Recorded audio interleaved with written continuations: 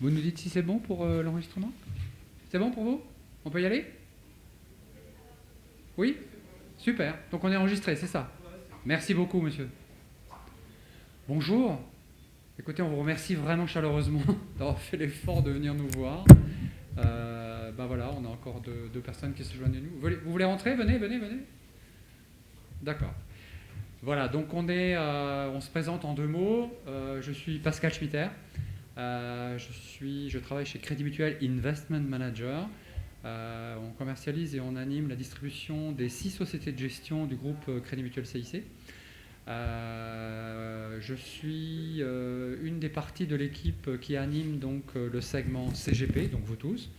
On est 3 dans l'équipe et géographiquement on se partage un peu la France.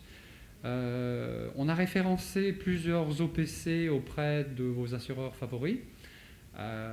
Des fonds thématiques, de l'or, des minorifères, des leaders dans les marchés actions, et puis CMCIC Pierre. On est avec Alexis Bossard, de Crédit Mutuel Asset Management, donc une des 6 sociétés de gestion du groupe, celle qui est un peu le navire amiral. Alexis se présentera tout à l'heure et expliquera un petit peu la vie de son fonds. Vous verrez que c'est un fonds de société immobilière cotée, avec toute la liquidité que ça peut amener. Il y a un peu plus de 100 millions d'euros d'encours. Alexis est aux commandes depuis plus de 5 ans. Vous verrez qu'on va se balader à Oslo, en Allemagne, dans les data centers et tout. Enfin, il y a vraiment des histoires à raconter, avec beaucoup de conviction. Je passe la parole à Alexis. Merci Pascal, bonjour à tous. Donc effectivement, je voulais vous parler de l'immobilier. On devait avoir finalement un débat avec la pierre papier et par rapport aux supports que sont les SCPI, OPCI et également l'immobilier coté. Si on voulait partir un petit peu sur l'immobilier et l'immobilier coté, effectivement l'immobilier de manière générale, ça a été une thématique dont on a beaucoup entendu parler, entre autres avec le confinement. On en a parlé, pourquoi? Parce qu'on a souvent pensé à 2 sous-segments que sont les foncières de commerce et également les sociétés les foncières ou les immeubles de bureaux qui, au cours du confinement, on a pu s'interroger sur, 1, la perception des loyers et 2, l'avenir de ces actifs. Et donc, sur le support des foncières cotées, l'avantage, c'est qu'on va bien souvent au-delà de ces seuls segments que sont les bureaux et les centres commerciaux. On va sur des segments qu'on peut appeler de niche, d'une part, comme la santé, qu'on retrouve également sur d'autres supports papier, les garde-meubles ou d'autres foncières telles que la logistique ou encore le résidentiel. Donc par rapport à l'univers des foncières cotées, le gros avantage c'est qu'on a à peu près 150 valeurs qui sont cotées en Europe. Ce sont souvent des spécialistes de leur domaine. Donc on peut très bien aller du spécialiste de la logistique en Bavière, qui connaît parfaitement donc, les réserves foncières de toute la Bavière, avec les agriculteurs qui vont avec, en passant par éventuellement le spécialiste des bureaux à Oslo ou à Stockholm, pour aller finalement sur les garde-meubles en Angleterre ou sur les résidences, les EHPAD en Espagne. Donc on a vraiment cette diversité, cette profondeur de portefeuille, avec la possibilité pour nous en tant que gérants d'investir sur ces sociétés. Et le gros avantage souvent, alors c'est un segment qui est peu ou pas connu, les foncières cotées, mais le gros avantage pour ce segment-là, contrairement à d'autres supports papier, SCPI, OPCI ou encore la détention directe au niveau de l'immobilier, le gros avantage c'est la liquidité. Alors on est sur les marchés actions, il y a une volatilité, mais il y a une liquidité. Et cette liquidité, c'est un peu comme un double effet qui se coule. Effet qui se coule pour vous, parce que vous avez la possibilité de sortir du fonds dans la journée. Donc vous avez cette liquidité pour le porteur, et effet qui se coule pour moi. Donc, une liquidité quotidienne. Donc, Exactement, liquidité quotidienne. Et effet qui se coule pour le gérant qui, si on fait le parallèle avec ce qu'on disait juste avant, est en mesure de réallouer le portefeuille d'une géographie à une autre, d'un sous-segment à une autre, également dans la journée ou dans les semaines, de manière assez rapide. Et je ne sais pas finalement là où on va débouler là où va aller le débat. Et ce qui a été particulièrement intéressant pour ce segment de l'immobilier coté pendant la crise du coronavirus, alors au-delà du fait déjà qu'avant on avait cet avantage-là, mais pendant la crise du coronavirus, ça a vraiment été un atout, puisque dans la baisse des marchés, la baisse s'est faite de manière un peu indifférenciée, ça a été l'occasion pour nous finalement de réarbitrer un peu le portefeuille par rapport à cette nouvelle donne. On parlait effectivement en introduction un petit peu des difficultés que pourraient avoir les SCPI et OPCI pour délivrer les loyers qui n'ont pas été connectés pendant le confinement et à l'avenir, avec éventuellement un impact macroéconomique, un certain rendement qui était peut-être de 4,5, qui peut-être va être divisé par 2 à 2,5 à court terme en 2020, et en tout cas se poser des questions sur le rendement futur. L'avantage qu'on a effectivement sur ce support, c'est qu'on a pu réallouer là où la dynamique des marchés est la plus forte. On peut parler peut-être de répartition du portefeuille entre, je dirais, ce que tu appelles les activités de niche, 18% du portefeuille, 42% un peu plus de 42% sur le résidentiel. Ce qui est important à noter, c'est qu'on a moins de 2% sur les centres commerciaux, et puis surtout le pan logistique qui est supérieur à 22%. Alors c'est vrai que vous avez ici le graphique finalement avec la répartition par sous-segment d'une part et par géographie. Alors pour prolonger un peu le propos qu'on avait par rapport au coronavirus, on a effectivement au cours de la baisse allégé. Alors c'était pas forcément une pondération très forte, les centres commerciaux, on était à moins de 10%, mais aujourd'hui on est à moins de 2%. L'hôtellerie, qui représentait 3-4% du portefeuille, est complètement sortie de l'exposition du fonds CMCIC Pierre. Donc on a finalement réarbitré, renforcé des thématiques qui étaient déjà majoritaires, qui étaient déjà très fortes chez nous, que sont la logistique d'une part, grand gagnant avec le e-commerce, et également le résidentiel, qui lui conforte vraiment le caractère défensif du secteur de l'immobilier coté. Le résidentiel, alors il faut peut-être parfois s'écarter un peu du prix, ce qu'on peut avoir nous Français, avec effectivement des prix qui ont fortement monté, mais il y a eu de nombreuses émissions qui ont été déjà réalisées là-dessus. On a beaucoup parlé de l'immobilier en Allemagne en particulier. Certains supports pierre-papier également se diversifient sur ce marché, qui est un marché intéressant. Pourquoi ? Parce que vous avez justement cette résilience des loyers perçus et ces cash flows, et également un effet de rattrapage à la fois en termes de niveau de loyer bas et de niveau de prix qui sont bien plus bas que ce qu'on peut connaître en France.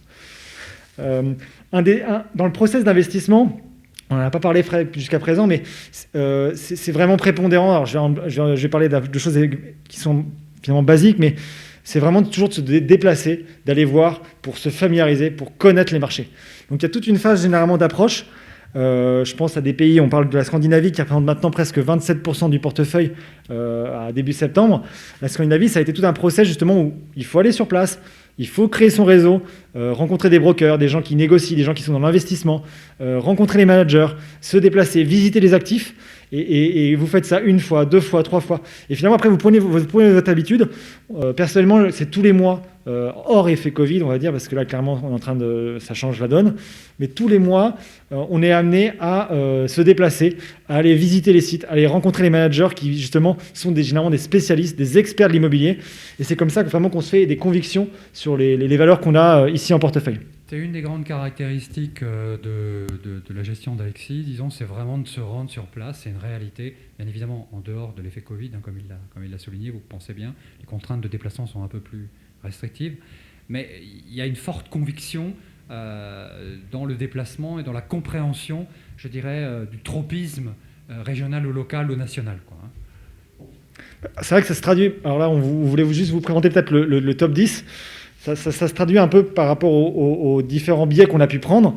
Je vous mentionnais tout à l'heure le biais d'allègement de deux classes d'actifs, l'hôtellerie et les centres commerciaux, en faveur pour renforcer un peu tout ce qui est lié au résidentiel et à la logistique. Un autre biais qui a été pris, qui est un biais un peu évident, ça a été aussi de géographiquement réallouer un peu plus Europe du Nord versus Europe du Sud. Alors j'avoue que j'ai l'impression de faire du réchauffé, mais encore une fois, les impacts Covid, les impacts macroéconomiques ont l'air d'être moindres dans l'Europe du Nord, en Scandinavie, en Allemagne, aux Pays-Bas, que ça ne pourrait l'être en Europe du Sud. On a un cas un peu isolé qui est le UK, qui, compte tenu du Brexit et des discussions en cours, est une zone qu'aujourd'hui on reste un petit peu à l'écart. Pour autant, ce qui est intéressant de voir ici, c'est vraiment cette diversité à la fois géographique et à la fois en termes de sous-segments qu'on a au niveau du portefeuille, avec une concentration des paris, comme vous le voyez sur le top 10. Alors, ce qu'on aime bien généralement faire, et on pourra certainement parler de plein de thématiques, il y a plein de sujets. L'immobilier, finalement, c'est une multitude, il y a une vraie richesse dans l'immobilier. on aime bien souvent en début d'année déterminer 4 thématiques sur lesquelles nous on pense effectivement être positionné. Alors la première, elle date depuis de nombreuses années et on en a déjà discuté, c'est le résidentiel allemand et scandinave sur lequel on reste toujours très favorable et la crise du coronavirus nous a conforté dans cette surexposition à cette thématique-là et sur lequel on est très à l'aise, on reviendra dessus. La deuxième, ça a été une thématique un petit peu plus différente. On en a peu parlé jusqu'à présent, ce sont l'immobilier de bureau en Allemagne et en Scandinavie. Alors l'immobilier de bureau de manière générale, il y a une vraie interrogation sur effectivement le devenir de cette classe d'actifs. On a le télétravail donc effectivement qui alimente régulièrement la presse sur la mort de l'immobilier de bureau au sens large. Je pense que la réponse est bien plus compliquée que mort ou pas mort. C'est difficile de se faire une vraie conviction. Il y aura certainement, et c'est un mot qui revient souvent, une polarisation par rapport à l'immobilier de bureau. Donc la polarisation, c'est des tendances qui vont être vraiment divergentes. On parle souvent de fracture sociale en France avec des dynamiques entre, par exemple, Saint-Étienne en termes de prix et Paris sur ces dernières années. Pour le résidentiel, ça sera la même chose dans le bureau. La banlieue Île-de-France pour Paris va peut-être connaître des difficultés que connaîtra dans une moindre mesure des actifs qui seraient situés dans le quartier centre d'affaires de Paris. Donc il y a vraiment une thématique on avait plutôt ciblé Allemagne et Scandinavie d'un point de vue macro. Il faudrait être beaucoup plus précis aujourd'hui, donc c'est une thématique qui n'a pas forcément bien marché, puisque les foncières de bureaux ont corrigé d'environ 30%. Donc il y a effectivement, c'est une thématique que l'on a souhaité mettre en avant en 2020, qui n'a pas été fructueuse. Pour autant, on continue d'avoir une exposition au bureau, comme on le voyait tout à l'heure, mais ça sera il faudrait être beaucoup plus sélectif dans le choix des valeurs. Et je pense que, même au sens plus large, l'immobilier, on parle toujours de l'emplacement. Chaque sous-segment a ses propres contraintes, ses propres qualificatifs. Pour autant, pour l'immobilier de bureau, ça sera encore une fois la même chose. Les chiffres annoncés, par exemple, c'était BNP, donc c'est réduction de 25% de nombre de mètres carrés d'ici 2025. 2025, c'est demain. Quand on entend ce genre de chiffres, on se dit, oula, va clairement y avoir une pléthore d'espaces vacants qui ne vont pas forcément être loués, et on va avoir des difficultés à les louer, on va avoir des baisses de loyer, etc., et donc des baisses de valorisation. Je pense qu'il faut être plus constructif que ça. Il faut vraiment aller chercher actif par actif, voir si finalement, pour un actif central bien connecté d'un point de vue des transports en commun, où il y a effectivement une dynamique en termes de PIB ou en termes de typologie aussi d'entreprise, il faudrait être exposé sur ces acteurs-là. Ce qui est assez marrant, et on reviendra sur la Scandinavie peut-être là-dessus, mais il y a un biais. Alors on pense Volvo ou à des acteurs comme Ikea, mais il y a également en Scandinavie de nombreuses boîtes de tech, à la fois dans le gaming, les fameux Angry Birds ou même les Spotify, et il y a toute une myriade de petites startups en Scandinavie qui se portent très bien et qui finalement, eux, pour le coup, ont plutôt peu ou pas subi la crise. Et encore une fois, si vous êtes bien positionné avec les bons actifs dans les villes ou dans les localisations où il y a cette demande, vous êtes finalement bien positionné. Au-delà de la polarisation que tu viens bien expliquer, disons, je rappelle quand même pour la bonne bouche qu'on est vraiment sur des sociétés immobilières cotées, que la liquidité te permet justement d'arbitrer rapidement, de te retourner, de changer de volant. Tu n'as pas acheté des plateaux d'immobilier de bureau avec des mètres carrés que tu auras du mal à vendre. Tu as acheté des actions. C'est un fonds action, rappelons-le quand même régulièrement. Oui, alors c'est effectivement un des éléments assez importants. Vraiment, c'est l'expertise des gens qu'on rencontre. Ils sont généralement vraiment très très bons, ils sont ultra bien connectés sur la ville, la région où ils sont spécialisés. Et c'est vraiment un élément intéressant. Après, on a beaucoup parlé finalement on parle souvent de la reprise en K. On a parlé de la reprise en V finalement qui n'aura pas lieu, la reprise économique en V. On parle plutôt d'une reprise en K. En K où finalement vous avez des acteurs qui eux vont continuer de progresser. Et pour le coup, c'est la troisième thématique sur laquelle on reste très positif. Ça va être tout ce qui est lié au digital, à la logistique, au e-commerce. Et à l'inverse, pour rappeler un peu ce qu'on disait sur l'hôtellerie et sur les centres commerciaux, la barre du K qui descend. Aujourd'hui, l'hôtellerie, on reste sur des niveaux d'occupation qui sont proches de 30-40% max. Alors, ça reste compliqué quand vous savez qu'il faut généralement plus de 50% de taux d'occupation pour avoir un certain niveau de rentabilité. Donc, vous avez des opérateurs qui parfois préfèrent fermer plutôt que d'opérer.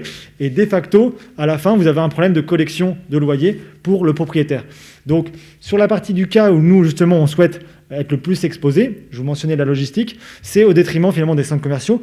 Logistique qui, clairement, donc le e-commerce, la pénétration du e-commerce s'est accentuée, mais il y en a également l'émergence d'une nouvelle logistique dont on parlera certainement avec un acteur comme Sigro, c'est la logistique urbaine, avec l'idée de pouvoir livrer en moins d'une heure, à la fois dans les cadres des circuits courts au niveau alimentaire, mais également dans la livraison d'Amazon en moins de 2 heures, les grandes métropoles que l'on peut avoir à travers l'Europe. Et dans le cadre, encore une fois, pour le résidentiel, d'une urbanisation croissante, où on pense que la crise du coronavirus ne va pas finalement fondamentalement changer cette tendance d'urbanisation croissante, on reste sur des actifs qui finalement connaissent un effet rareté. Et le dernier, alors le quatrième, c'est les investissements de niche, donc des investissements dont on parle généralement moins. Alors vous avez aussi bien les résidences étudiantes comme Xior, qui est un acteur au départ belge, mais qui aujourd'hui est pan-européen, Shurgard, qui est le leader des garde-meubles, ou encore Self Storage, donc un spécialiste norvégien. Donc si je voulais rentrer dans le détail de ces 4 thématiques-là, vous avez bien compris, donc la deuxième, c'est plutôt celle que l'on a eu tendance a posteriori à se rendre compte qu'on s'est plutôt trompé, en tout cas boursièrement. Pour autant, il reste encore des positions au niveau de l'immobilier de bureau sur lesquelles on est confortable. D'accord. Donc ça, on est bien d'accord, c'est les vœux pieux de 2020 posés en début d'année. Exactement. Donc ça, c'est plutôt honnête comme déclaration, puisque, je dirais, on a déjà un petit peu de recul, puisqu'on a 9 mois, Oui. Et qu'on peut jauger, je dirais, et puis toujours cette liquidité qui permet justement de réagir, quoi, disons, voilà. Alors, si on reprend assez rapidement le résidentiel, notre volonté finalement de rester surexposé au résidentiel allemand et scandinave, c'est clairement lié justement à ce phénomène de rattrapage en termes de niveau de loyer et en termes de niveau de prix. Donc vous voyez ici un comparatif sur ce graphique de niveau de loyer entre les différentes grandes capitales, les différentes grandes métropoles européennes. Et vous voyez finalement et à droite la stabilité des prix. L'Allemagne, donc c'est finalement la sorte de droite verte que vous avez, qui finalement n'a pas connu de hausse des prix pendant presque une vingtaine d'années et qui depuis 2010 connaît un effet de rattrapage. Effet de rattrapage qu'on souhaite finalement essayer de capter la création de valeur, en particulier sur les 8. C'est un pays donc, qui est décentralisé, qui est beaucoup moins jacobin qu'en France. Les 8 grandes métropoles allemandes que vous voyez ici, où en rouge, vous avez la croissance donc, du nombre d'habitants. On retrouve finalement la région de Francfort, la Westphalie du Nord avec Düsseldorf et autour de Düsseldorf, Berlin, Hambourg, Munich, et également Cologne ou Stuttgart. Et un des acteurs qu'on aime bien, qu'on aime beaucoup, c'est un promoteur, donc Instone. Et ce qu'on aime beaucoup chez Instone, ce sont ses réserves foncières dans des localisations très centrales. Généralement donc qui sont très prisées et où il y a une forte appréciation et il y a de nombreuses demandes pour les actifs d'Instone. Donc c'est le cas à l'hôpital Marie Krankenhaus, l'hôpital Marie à Francfort, qui a été réhabilité en plein centre de Francfort. C'est le cas également du Luisenpark, pour ceux qui connaissent, donc c'est à Miteux, c'est sur le chemin du mur de Berlin. Donc à Berlin, une ville qui est finalement en pleine ébullition et qui connaît un fort effet de rattrapage, comme je le disais, en termes de loyer et en termes de prix, au niveau de l'investissement. Et donc des réserves foncières qui étaient effectivement dans le bilan de la société et qui aujourd'hui sont vraiment cristallisées par le développement, par la construction et permettent de rebalancer un peu le déséquilibre offre-demande que l'on connaît en Allemagne. Parce que ce déséquilibre, généralement en France, on a souvent la promotion dans le neuf qui est 10-15% plus cher que l'ancien. En Allemagne, le différentiel entre le prix de l'ancien et le prix du neuf est supérieur à 50%. Et tant que ce gap restera sur ces niveaux-là, vous aurez un effet d'aubaine pour l'ancien, d'acheter dans l'ancien pour que l'ancien petit à petit rattrape les prix du neuf. Les prix du neuf liés au coût de construction, liés au coût de la main-d'œuvre allemande, fait qu'ils ne peuvent pas baisser. Donc vous avez vraiment cet effet de rattrapage dans un marché qui est aussi à culture beaucoup plus locative. En France, on est souvent, il y a beaucoup de primo-accédants, on a une culture de la propriété qui est beaucoup plus forte. Et à l'inverse, en Allemagne, on est sur un marché de locataires. Et donc, on essaie de bénéficier. Alors, je parlais d'Instone, qui est un promoteur, mais une des foncières qui est assez connue, qui a un gros poids en termes de taille, qui est plus de 30 milliards, Vonovia. Vonovia, donc, c'était une foncière allemande qui est un peu aussi diversifiée en Scandinavie, qui est vraiment un acteur qu'on apprécie particulièrement dans notre portefeuille. Vous sentez la conviction d'Alexis là, dans tous ses propos. Je rappelle quand même, puisque c'est moi qui qui fait un peu le fil rouge chaque fois, que tout ça, c'est tout à fait, on peut souscrire ça dans un contrat d'assurance vie. On s'est référencé dans toutes les bonnes compagnies d'assurance vie avec lesquelles vous travaillez depuis longtemps.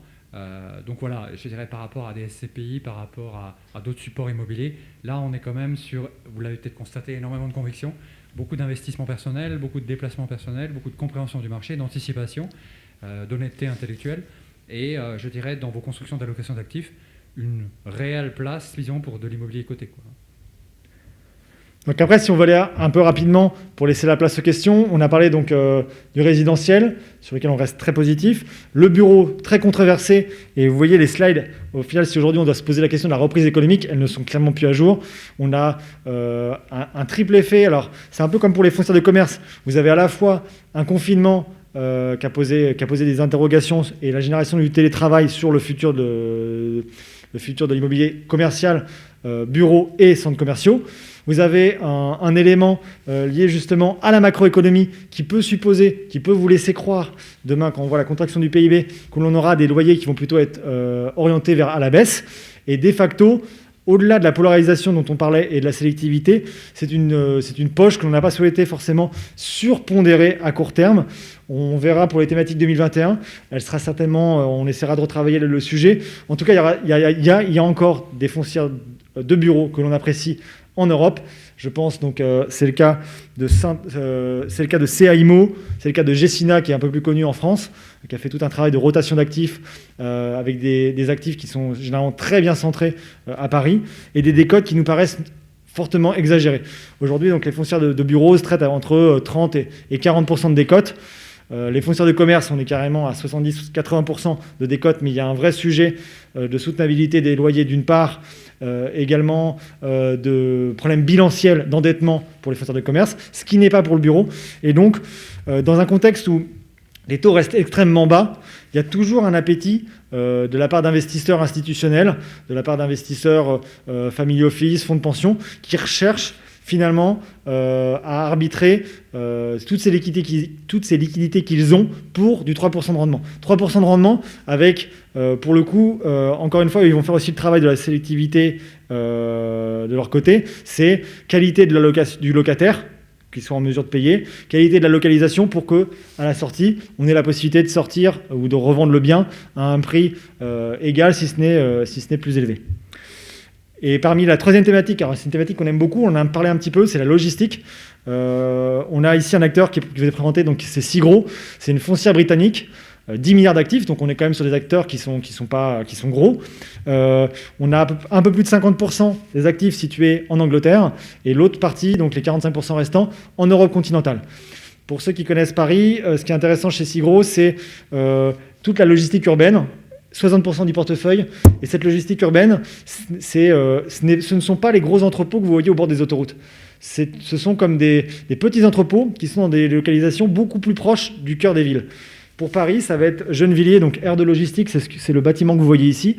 Donc sur 2 étages, Ikea en bas, Leroy Merlin en haut, ou l'inverse, je ne sais plus. Ikea parce que c'est par rapport au showroom qui est à la Madeleine, comment livrer les gens qui finalement passent au showroom à la Madeleine dans le cœur de Paris pour qu'ils soient livrés dans la journée. Et cette demande par rapport à la logistique urbaine est très forte. Je pense à d'autres acteurs dans les circuits courts. J'ai à l'ancienne, entre autres, un acteur dans les circuits courts alimentaires me disait qu'il n'avait pas pu finalement répondre à presque la moitié de la demande au cours du confinement pour des problèmes finalement de stockage et de logistique. Et il y avait un vrai effet rareté par rapport à ces éléments-là. Et dans les différentes métropoles européennes, parce qu'ils ne sont pas situés uniquement en France, Segro possède de très belles réserves foncières, bien exposées justement par rapport au cœur des villes. Et c'est vraiment ce qu'on essaie de jouer sur Segro avec un pipeline de développement qui représente plus de 15% grosso modo du portefeuille actuel et sur lequel justement on est très confiant sur le potentiel d'appréciation. C'est la fameuse problématique du dernier kilomètre dont on entend souvent parler. Voilà la traduction dans les faits, quoi. Et alors enfin, on a un segment qu'on regroupe au sein des investissements de niche. Donc, comme on le disait tout à l'heure, dans l'économie, il y a une multitude de secteurs. Certains prennent la barre du haut du K et s'en sortent bien, d'autres s'enfoncent. Dans les investissements de niche, c'est la même chose. Vous avez des acteurs qui s'en sortent plutôt bien. Je pense aux garde-meubles. Les garde-meubles, typiquement, ce sont des acteurs qui ne suivent pas forcément le cours du cycle économique. Je ne dis pas qu'ils sont totalement immunes. En tout cas, ils ont plutôt tendance à suivre les tendances telles que le nombre de divorces, les mariages, éventuellement un déménagement. Et c'est ces thématiques-là que Shurgard essaie de capter, où il y a une demande compte tenu des événements de la vie pour justement répondre à cette demande. Et Shurgard est le leader européen des garde-meubles et sur lequel justement également on est très confiant et où on trouve que les localisations sont centrales, bien positionnées, généralement en bordure de la M25 à Paris, à Londres, pardon, ou en bord du périphérique à Paris. Vous avez finalement un acteur qui lui aussi est positionné près de ses clients, parce que pour le coup, la zone de chalandise d'un garde-meuble souvent est limitée à 5 km, grand max, donc il faut vraiment être le plus proche possible de ses clients, et voilà, c'est pour ça qu'on a sélectionné Shurgard. Après, ça peut être effectivement d'autres acteurs, comme dans la santé. On voit qu'il y a une certaine résilience des opérateurs d'EHPAD ou de cliniques à payer leur loyer, donc, sur lesquels on n'a aucun risque, et sur lesquels on a eu tendance à augmenter notre exposition. Super. Donc moi, ce que je propose, disons, c'est quand même merci pour toutes ces explications, c'est de focuser quand même un petit peu 2 minutes quand même sur tout simplement les performances. Écoutez, on est sur un fonds action, il ne faut pas le perdre de vue, un fonds action qui a un SRRI de 6 sur 7. C'est un fonds action dont Alexis, je le disais tout à l'heure, a les manettes depuis maintenant plus de 5 ans. Donc sur 5 ans, c'est un fonds quand même au 29,9 qui faisait 34%. Sur 3 ans, il faisait 20%. Sur 1 an, il faisait 6%. Sur 6 mois, il faisait 30%. Et en year to date, moins 4,31 au 29,9. Donc voilà, je ne sais pas s'il y a des appréciations à apporter sur les performances. Non, c'est vrai que encore une fois, c'est les paris que je vous mentionnais, les 4 paris, nous ont plutôt bien aidés, avec justement le résidentiel qui a vraiment joué ce caractère défensif, qui a permis justement d'éviter. Je vous parlais de Vonovia tout à l'heure. Vonovia, c'est quand même plus 20% depuis le début de l'année. On a d'autres acteurs scandinaves comme Kojamo en Finlande qui également sont sur une performance de plus 20, plus 30. Donc ces acteurs-là ont clairement compensé ce qu'on a pu perdre un petit peu, à la fois dans la baisse quand on s'est coupé sur l'hôtellerie, mais également sur les foncières de bureaux qui sont en baisse, comme je vous le disais, entre 30 et 35% depuis le début de l'année. On s'inscrit clairement sur un investissement de diversification moyen terme, supérieur à 5 ans. Donc dans les constructions d'allocation d'actifs, dans les contrats d'assurance vie, vous pouvez souscrire directement dans les plateformes assurance vie avec lesquelles vous avez l'habitude de travailler. C'est un fonds qui est décimalisé, vous achetez ce que vous voulez, la liquidité est quotidienne. Voilà, je ne sais pas si tu veux rajouter quelque chose sur des anticipations de 2021 ou si vous avez tout simplement des questions. Ça peut être tout à fait participatif. Je ne sais pas, vous avez des questions spécifiques sur le fonds? Quelle est votre position sur les data centers? Vous n'en avez pas parlé. Alors, on parlait effectivement des gagnants. Les data centers en font partie. Les data centers, on a indirectement un acteur, je parlais de Cigro, 5% de ses actifs Cigro sont exposés au data center. Et après, on a vraiment une seule position qu'on a rentrée en début d'année. C'est la seule position hors Europe que l'on a, c'est Equinix. 1% du fonds. Equinix, c'est un peu plus de 180-184 actifs répartis dans le monde. Et on parlait tout à l'heure de l'emplacement. Dans les data centers, ce critère finalement de la localisation, il va se faire par rapport aux nœuds de connectivité que vous avez par rapport au réseau optique d'un pays. En l'occurrence, le bâtiment que j'avais rencontré, que j'avais visité, il était situé donc à Pantin. Les localisations sont données. C'est Fort Knox pour y rentrer, effectivement, pour des raisons de risque de cybersécurité ou des risques d'intrusion et de problématiques qu'on pourrait avoir autour de ce sujet, des data. Pour autant, Equinix est connu comme le leader et il y a un peu cet effet vertueux pour celui qui est le plus proche, qui a le temps de latence le plus court, proche du cœur du réseau, qui finalement remporte la donne. Et plus vous êtes gros, plus vous êtes le leader incontesté, plus finalement les GAFA qu'on connaît ont vocation, en tout cas ont l'intention d'être chez vous pour éventuellement avoir des data centers qui sont eux-mêmes décentralisés et qui communiquent entre eux. Et pour le coup, Equinix, on joue vraiment cette thématique-là. Je ne sais pas, vous avez d'autres questions? Alors juste en termes d'outils de communication, on vous envoie à peu près trimestriellement une invitation à un webinaire. Alexis et moi, on va continuer trimestriellement. On fera un bon point là, en début d'année 2021 sur 2020. Donc n'hésitez pas bien évidemment à nous suivre. Très simplement et très dans l'air du temps, l'application Crédit Mutuel Asset Management est tout à fait utilisable sur tout smartphone, que ce soit Apple ou machin. Et vous pouvez directement voir les performances, quoi. N'hésitez pas si vous avez des questions. Bon, bah écoutez, on était content de partager ce petit moment avec vous. Merci pour votre courage Merci à vous. et votre assiduité. Et puis, bon, bonne continuation. Merci beaucoup.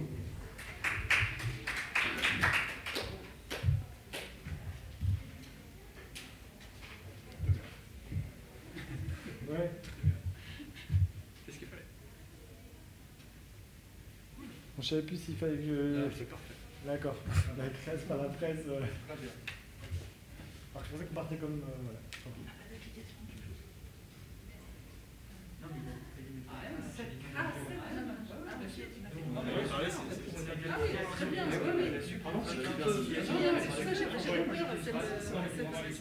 Et puis en favori et tout, t'as l'essentiel. Oui, je sais pas la peine. Oui, non mais l'essentiel. Voilà, cool. Avec plaisir.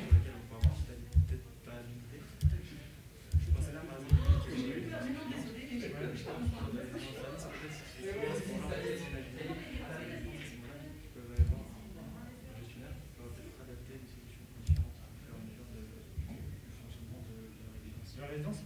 Alors, je sais qu'on j'ai pas mentionné ça par rapport à la mixité d'usage, mais ouais, il y a clairement des élèves, des actifs moi, qui me disent il y a déjà un petit peu de prendre des professionnels parfois à la place d'étudiants. Tu vois, ça passe vachement.